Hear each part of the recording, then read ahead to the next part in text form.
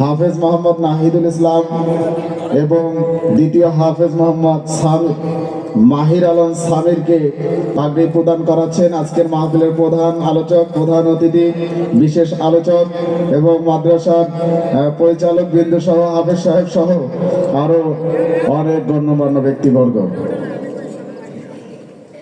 এবং এখন পাগড়ি গ্রহণ করবে হাফেজ মোহাম্মদ আলফাজ সিদ্দিক সাজিদ, পিতা হজরত আলী, গ্রাম গোথারের পার নাগেশ্বরী কুড়িগ্রাম। তাকে পাগড়ি প্রদান করাচ্ছে আজকের মাহফিলের প্রধান আলোচক, প্রধান অতিথি, বিশেষ অতিথি এবং বিশেষ আলোচক সহ বিভিন্ন ব্যক্তিবর্গ।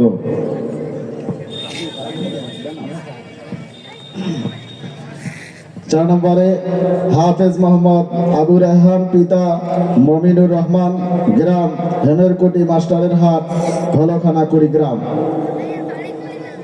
হাফেজ সাহেবকে পাগড়ি প্রদান করাচ্ছে